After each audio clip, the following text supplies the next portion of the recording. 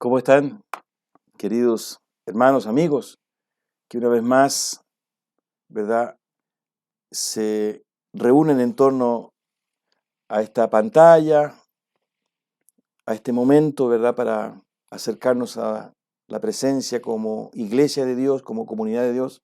Tengan una muy bienvenida. No puedo abrazarlos, me encantaría hacerlo, pero ya lo vamos a poder hacer. Hoy día quiero compartir con ustedes, queridos, eh, una reflexión que de alguna forma es un poco la continuación, ¿verdad?, de lo que hace algunos domingos compartimos respecto de los beneficios del sufrimiento. Hablamos de 5, definitivamente, ¿no? Y lo hicimos a propósito de la vida de Job. Y planteamos, ¿verdad?, y fue lo que abordamos el domingo pasado, como primer beneficio, ¿verdad?, el tener la certeza y la convicción de que ese estado de vida, que es tan dramático, que es tan doloroso, definitivamente no escapa al conocimiento de Dios porque siempre estamos en su presencia. Abordamos, ¿verdad?, esa realidad, ¿verdad?, y la profundizamos más a propósito, ¿verdad?, del relato que hace el rey David en un hermoso salmo, el Salmo 139, cuando él dice: ¿a dónde podría huir de tu espíritu? Si subiera a los cielos, allí estás tú. O si hiciera en el Seol mi estrado, es decir, me fuera a lo más profundo, también estás ahí. O si me extendiera a las alas del alba, ¿no?, también estás ahí. Es decir, ni siquiera la oscuridad o las tinieblas me esconden de ti. Incluso él dice, ¿no?, desde lejos entiendes mis pensamientos y antes que la palabra esté en mi lengua, tú ya la sabes. Y abordamos en extenso, ¿verdad?, definitivamente ese salmo para adentrarnos en este beneficio o bendición que nos trae, ¿verdad?, definitivamente a esta etapa de sufrimiento, la, la certeza de que no es algo que escapa al conocimiento de Dios, que fue lo que vivió el propio Job, ¿no? Incluso vimos en el capítulo 1 el conocimiento íntimo que Dios tiene del alma de Job. Y eso es tremendamente liberador, porque definitivamente a través de la fe puedo entender, ¿verdad?, que nada escapa a su control, a su dominio, a su conocimiento. La presencia de Dios definitivamente me da la tranquilidad. Es verdad, sufro. Es verdad, me angustio. Es verdad, me confundo. Incluso lo vimos en la vida de Job, pero sé que Dios está conmigo. El segundo beneficio que vimos, ¿verdad?, que mencionamos en aquella oportunidad a propósito de la experiencia de Job, fue que precisamente esta etapa, ¿verdad?, tan fuerte, tan indeseada, y que es finalmente el dolor, la crisis, desnuda lo que somos. Evidencia definitivamente aquello en lo cual creemos y cuáles son nuestras convicciones y cuáles son nuestras certezas. Y hoy quisiera ahondar en este segundo aspecto, en este segundo beneficio, en esta segunda bendición de lo que es el sufrimiento. De tal manera de poder entender definitivamente que también, ¿verdad?, este aspecto al cual me estoy refiriendo es una oportunidad de sincerar nuestra alma. Es una oportunidad de darnos cuenta finalmente de qué estamos hechos. ¿Cuál es nuestro soporte emocional? ¿Cuál es nuestro soporte mental y espiritual para enfrentar episodios duros, críticos, traumáticos que muchas veces trae la vida? Porque también lo dijimos, si hay algo de lo cual debemos estar seguros, es que en algún momento, como el que estamos viviendo hoy, vamos a experimentar, ¿verdad?, el sufrimiento, la crisis, la angustia. Entonces, ¿qué mejor que la palabra de Dios, definitivamente, para ayudarnos, definitivamente, ¿verdad?, a entender y a enfrentar estos episodios? Fíjense, no sé si se recuerda, en la propia vida de Job tenemos este contraste, definitivamente, frente a un mismo hecho, frente a un mismo suceso, que de alguna forma, ¿verdad?, grafica lo que les estoy compartiendo. Job adora, capítulo 1, versículo 20 y 21. Su esposa maldice, capítulo 2, me parece el versículo 9. Ahora, como lo dije en aquella oportunidad, no es un tema de género. Creo que eso sería un reduccionismo tremendo, ¿verdad?, de tenernos ahí. Lo que hay son dos seres humanos, dos personas, ¿verdad?, que reaccionan de una manera distinta, porque en el alma y en la intimidad de ambos también había una construcción distinta, había un soporte, ¿verdad?, había un fundamento distinto, que de alguna forma, ¿verdad?, les permitía enfrentar la experiencia del dolor, del sufrimiento. Y es evidente que en ambos había una tremenda diferencia. Para eso quiero, de alguna manera, ¿verdad?, compartir con ustedes las enseñanzas de Jesús. Las enseñanzas de Jesús, ¿verdad? Fíjense ahí en el Sermón del Monte, nos habla definitivamente de este aspecto que muchas veces no es evidente en la vida de las personas, ¿no? En aquello en lo cual creen, en lo que finalmente se transforma en el cimiento de la vida, donde están esas certezas, esas convicciones, donde está de alguna manera, ¿verdad?, ese cimiento que permite construir un proyecto de vida. Y Jesús se refirió a eso. Miren cómo lo expresó Jesús a través de una parábola pequeña, ahí en el capítulo 7, del versículo 24 al 27. Jesús, cuando estaba terminando definitivamente su sermón del monte, un sermón que fue predicado, enseñado precisamente para sus discípulos. Este es un sermón, es una de las grandes enseñanzas de Jesús a los suyos. El Sermón del Monte, ¿verdad? Capítulos 5 y 6 de Mateo se caracteriza por, incluso algunos lo han definido como la constitución, ¿verdad?, del reino de los cielos. Definitivamente, ¿verdad?, es el llamado de Jesús para que sus discípulos entendieran el carácter que debían tener, para que los discípulos de él pudiesen entender, ¿verdad?, cuáles debían ser las opciones de vida, cuáles debían ser sus convicciones, ¿verdad?, cómo debían vivir, ¿verdad?, incluso la piedad. Ahí él les enseña a orar, por ejemplo, ¿no? De tal manera que es relevante, ¿verdad?, acercarnos a esa enseñanza.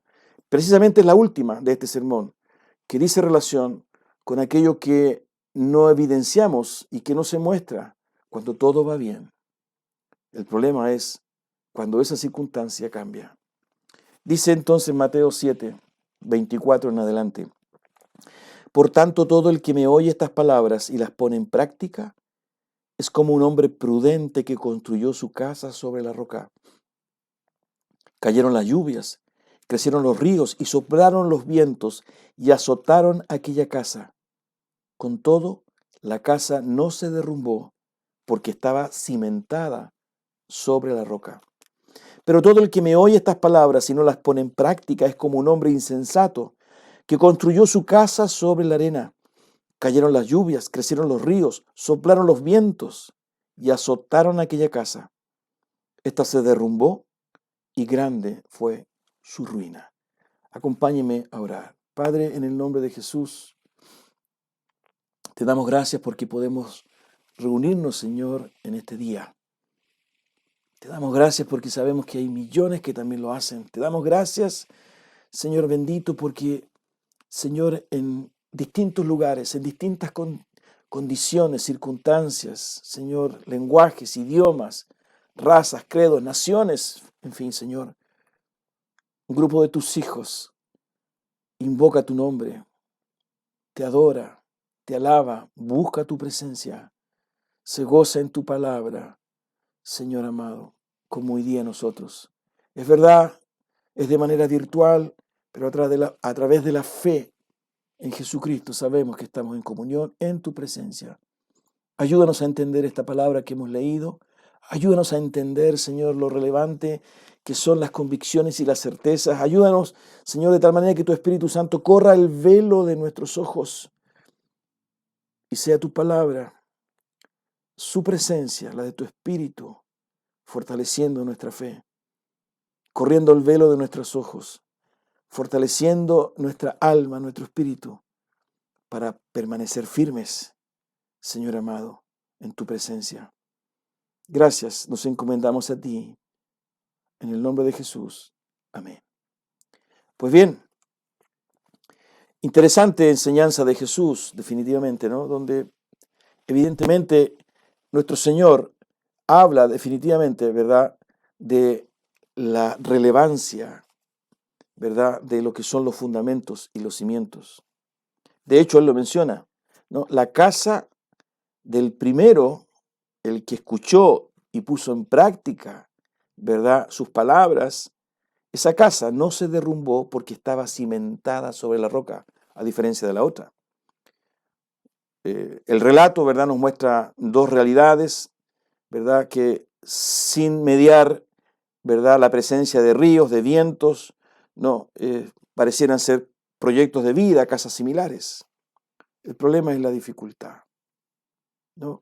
La Biblia en ese sentido, ¿verdad?, in extenso nos muestra definitivamente la obra de Dios a través de la vida humana, pero también nos muestra, ¿verdad?, en estos episodios traumáticos, ¿verdad?, cómo Dios nos acompaña, cómo Dios nos fortalece.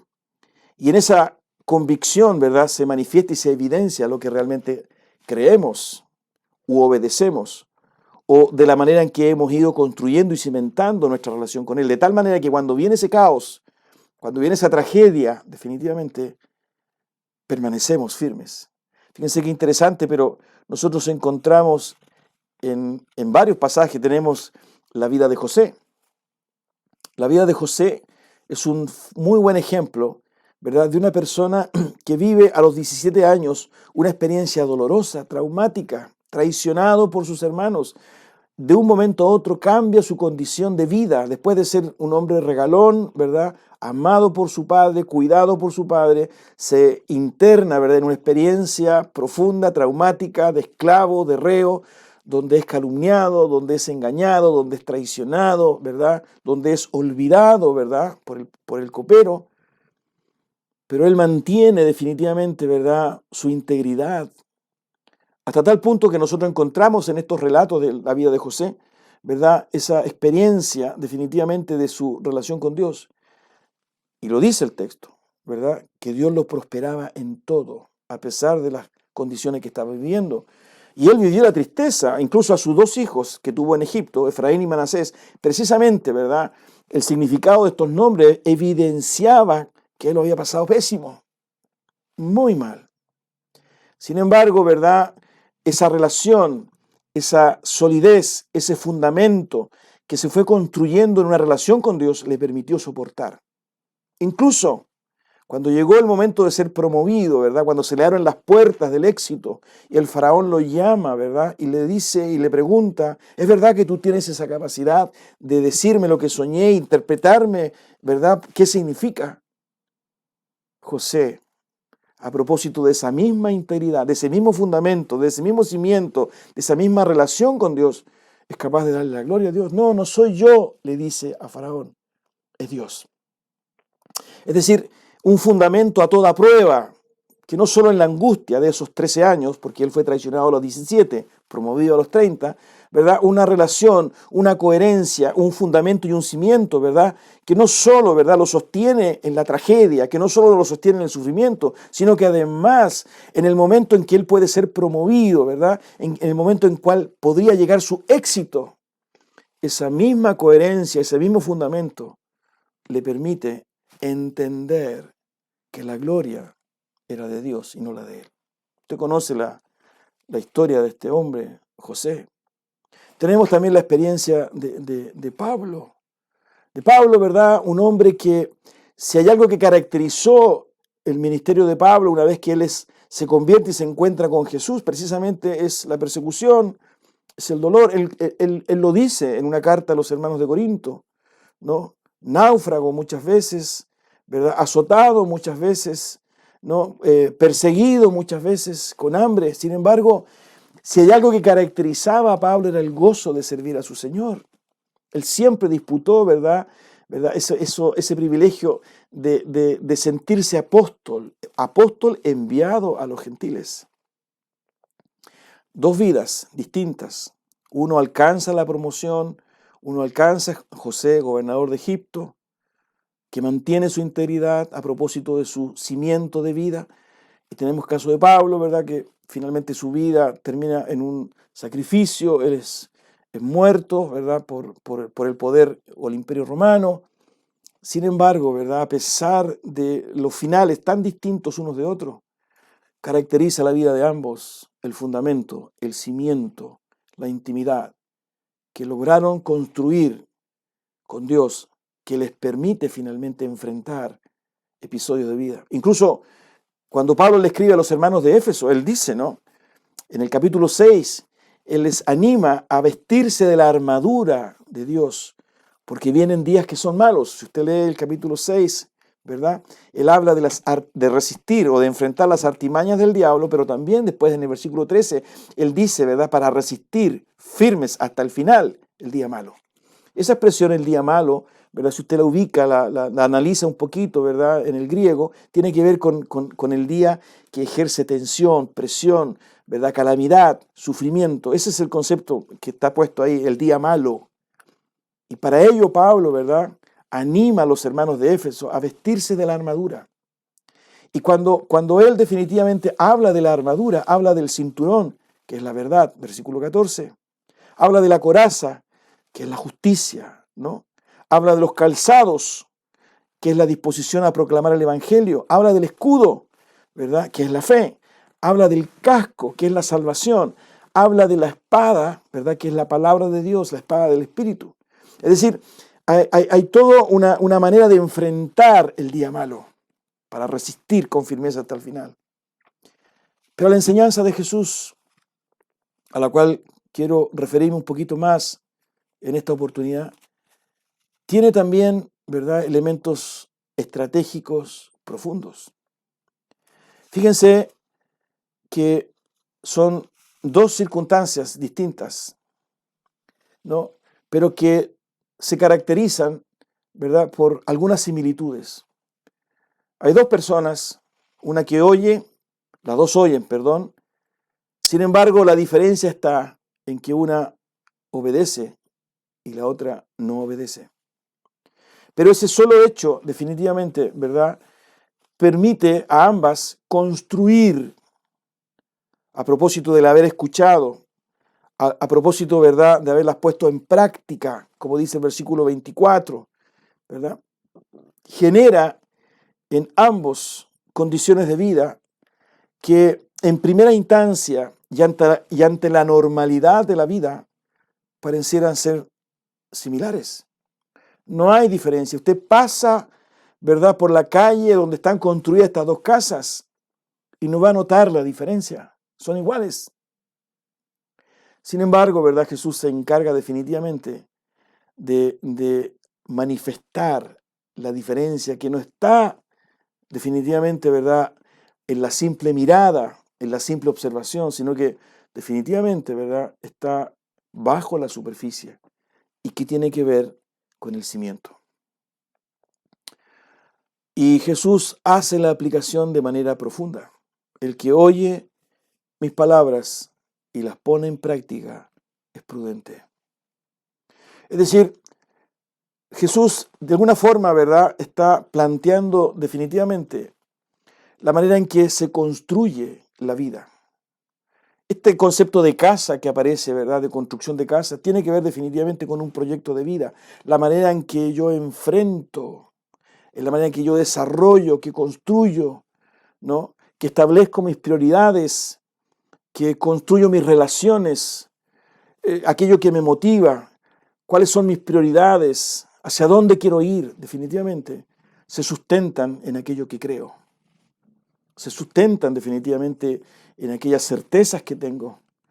Y Jesús lo lleva al extremo. Las enseñanzas de Jesús normalmente, ¿verdad?, están impregnadas de un tecnicismo teológico que se llama hipérbole, que es una exageración. Y Jesús, ¿verdad?, plantea y lleva al extremo este cuadro que él está pintando, cuando precisamente aparecen las lluvias, cuando crecen los ríos y cuando soplan los vientos. Y todo eso azota la vida, azota la casa.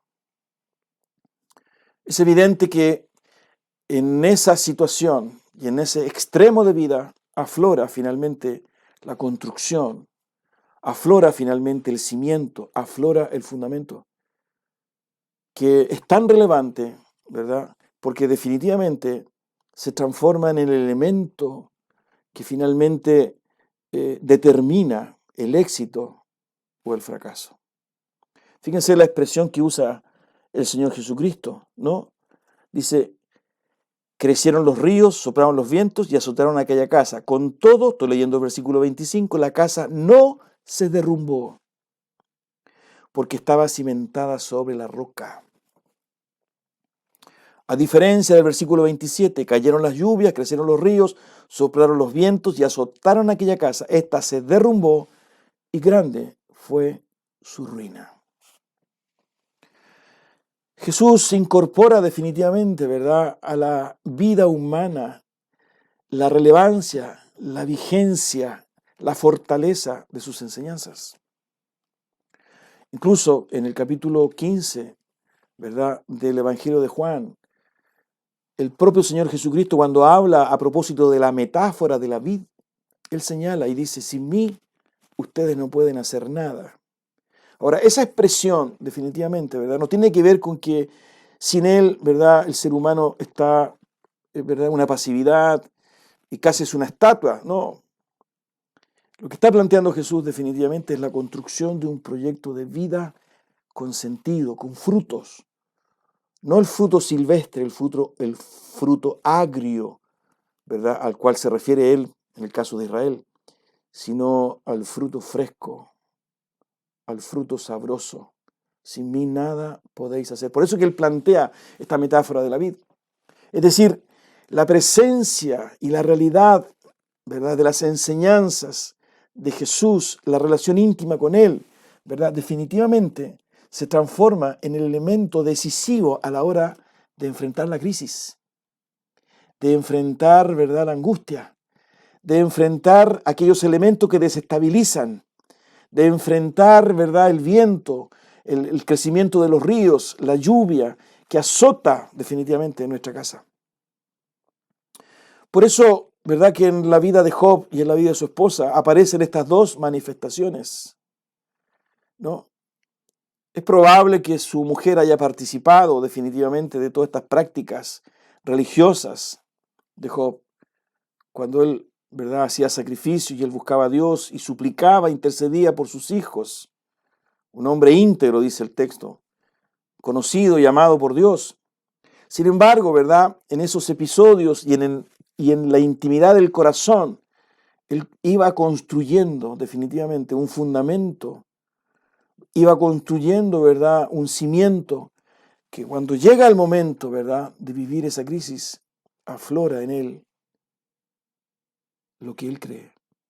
Incluso, fíjense, es tan intensa, ¿verdad?, la experiencia de Job, es tan fuerte, ¿verdad?, el cimiento sobre el cual él construye su vida, que él es capaz de decir ahí en el capítulo 2, no, en el versículo 10, cuando su mujer le dice que maldiga a Dios, Job le responde: mujer, hablas como una necia. Si de Dios sabemos recibir lo bueno, ¿no sabremos también recibir lo malo? Usted me puede entender, ¿verdad?, y me puede explicar hasta dónde llega, ¿verdad?, la fortaleza espiritual, hasta dónde llega esta dimensión profunda en este hombre que es capaz de entender que no solo recibe de Dios lo bueno, sino que también lo malo. Hermanos míos, es una oportunidad definitivamente para examinarnos. No estoy negando, ¿verdad?, el dolor, no estoy negando la confusión, la tristeza, por supuesto que sí. Por supuesto que sí. Lo que sí estoy tratando de alguna forma de poner sobre la mesa es que en esa experiencia humana, si hay algo que sostiene la vida, si hay algo que le permite, ¿verdad?, a este ser humano ponerse de pie, si hay algo que le permite resistir y estar firme, definitivamente es cómo ha construido su relación con Dios. Y lo digo de esta forma, Jesús lo dijo de otra manera. Jesús dice: el que me oye mis palabras y las pone en práctica, o el que me oye mis palabras y no las pone en práctica. Pero definitivamente, ¿verdad?, en esa realidad nosotros podemos enfrentar la vida de diferente manera. Enfrentar la vida, ¿verdad?, con firmeza, como lo dijo Pablo, ¿no?, cuando él se refiere a la armadura, cuando Él se refiere a la verdad, a la justicia, a la salvación, ¿verdad? Cuando Él se refiere a la fe, cuando Él se refiere a la palabra de Dios, es decir, elementos que Dios le ha dado a los suyos, no prometiéndoles que no iban a sufrir, no prometiéndoles, ¿verdad?, que no iban a experimentar el dolor, la angustia, sino que animándolos a construir de tal manera una roca y un fundamento que les permitiera definitivamente estar firme, permanecer, soportar. Como decía Pablo, no solo las artimañas del diablo, capítulo 6 de Efesios, sino que también el día malo. O como lo enseñaba Jesús, la aparición de vientos, el río, ¿verdad?, que sube en sus aguas y que finalmente azota definitivamente la casa, el día malo. Pero hoy es el momento de enmendar. Fíjense, cuando Jesús habla definitivamente de oír sus palabras y de obedecerlas, Él se refiere en extenso en el capítulo 15 de Juan. Él dice, si obedecen mis mandamientos, permanecerán en mi amor. Estoy leyendo el versículo 10 del capítulo 15 de Juan. Permanecerán en mi amor, así como yo he obedecido los mandamientos de mi Padre y permanezco en su amor. Es decir, la obediencia a los mandamientos, ¿verdad?, me hacen permanecer en Él. Es decir, no es una automatización de la voluntad humana, ¿verdad?, de cumplir un pliego de normas, sino que definitivamente, ¿verdad?, está vinculado al amor. Si obedecen mis mandamientos, permanecerán en mi amor, así como yo he obedecido los mandamientos de mi Padre y permanezco en su amor. Fíjense, o como lo señala el capítulo 14 de Juan, en el versículo 21, ¿quién es el que me ama? El que hace suyo mis mandamientos y los obedece. Y al que me ama, mi Padre lo amará. Y fíjense lo que dice después. Y yo también lo amaré y me manifestaré a Él. Es decir, hay un tramado definitivamente que tiene que ver básicamente no solo con escuchar, no solo con obedecer, sino que tiene que ver definitivamente con el amor que envuelve esta relación. Tanto es así que Jesús les dice a sus discípulos, ahí en Juan capítulo, me manifiesto. Es decir, esta convicción de saber que Él está con nosotros, ¿verdad? Como lo entendió el rey David en el Salmo 139, de que nuestra vida permanece, de que podemos resistir el día malo, ¿verdad?, de que podemos incluso enfrentar las artimañas del diablo y que no hay ningún coronavirus, ¿verdad?, que desestabilice, ¿verdad?, nuestras convicciones, nuestro fundamento. Es precisamente porque hemos entretejido por la gracia de Dios una relación, ¿verdad?, sustentada no solo en una apreciación mística, etérea, abstracta, sino que definitivamente en una práctica y en un conocimiento de vida a través del conocimiento de las enseñanzas de Jesucristo y la puesta en práctica de ellas. Pablo en alguna ocasión, él manifestó en Timoteo, ¿verdad? Yo sé en quién he creído y que es poderoso para guardar mi depósito. Esa expresión, yo sé en quién he creído, definitivamente, ¿verdad?, me revela o me refleja la fe de Pablo, pero también el conocimiento de Pablo. Yo sé. De tal manera, ¿verdad?, que esta dimensión, ¿verdad?, a la cual se refiere Jesús, no es, como lo decía hace un momento, la automatización de prácticas, ¿verdad?, de buscar en el manual aquello que debo hacer, sino que definitivamente, ¿verdad?, está vinculado al amor. El que me ama obedecerá mi palabra y mi Padre lo amará y haremos nuestra vivienda en Él. El que me ama obedecerá mi palabra y mi Padre lo amará y haremos nuestra vivienda en Él. Me manifestaré a Él. Es decir, de ahí proviene definitivamente, ¿verdad?, la certeza, el cimiento, la roca, el fundamento, que se plasma después definitivamente en períodos y en etapas, ¿verdad?, donde el corazón se resiente, donde el corazón y el alma se confunden. En esos momentos, ¿verdad?, aflora definitivamente esto que se ha ido construyendo y nos sostiene, y resistimos, y estamos firmes, y perseveramos. Porque definitivamente, ¿verdad? El conocer, el obedecer, el amar ha permitido construir en mí aquel cimiento y fundamento para soportar, para enfrentar, para esperar en Dios. Que el Señor te bendiga, que el Señor te anime, que puedas refugiarte en su palabra. El que oye mis palabras, hay promesa de Dios que sustenta nuestra vida.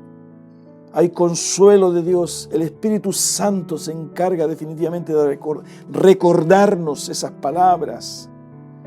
Pero no es esa religiosidad legalista de cumplir, sino que definitivamente, ¿verdad?, es la sujeción que el propio Jesucristo tuvo con su Padre, porque se los dijo, ¿no? Si obedecen mis mandamientos, permanecerán en mi amor, así como yo he obedecido los mandamientos de mi Padre y permanezco en su amor.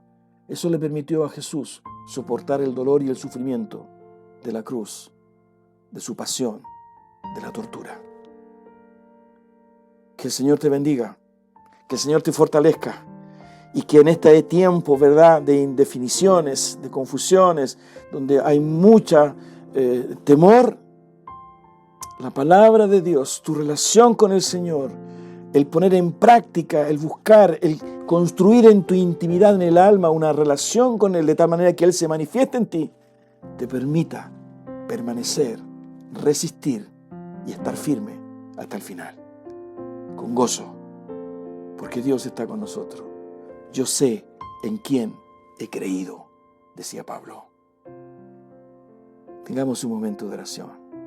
Señor, te damos gracias. Te damos gracias por esta palabra. Queremos, Señor, construir nuestra casa en roca, no en arena, Señor. Y ayúdanos, Padre Santo, a entender definitivamente que es posible hacerlo, Señor, conociendo tu palabra, obedeciendo y poniendo en práctica tu palabra, pero a través del amor, Señor. Porque tu propia enseñanza nos manifiesta que el amor por ti tiene que ver con eso. Porque sin ti nada podemos hacer. Oro por mis hermanos y hermanas que escuchan y ven, Señor, esta palabra, que la leen. Fortalécelos en el nombre de Jesús. Renuévales, Señor, de tal manera que podamos estar firmes, Señor, en el día malo, como lo enseñaba Pablo. Tu armadura, tu palabra, tu presencia, Señor, esa intimidad que podemos construir contigo para que tú te manifiestes en nosotros. Gracias, Señor. Te amamos. Eres maravilloso, eres bueno, eres santo, eres justo. Oramos en el nombre de Jesús. Amén. Que el Señor te bendiga, que el Señor te prospere y nos vemos en una próxima oportunidad. No te olvides, el Señor está con nosotros. Amén. Aleluya. Chao.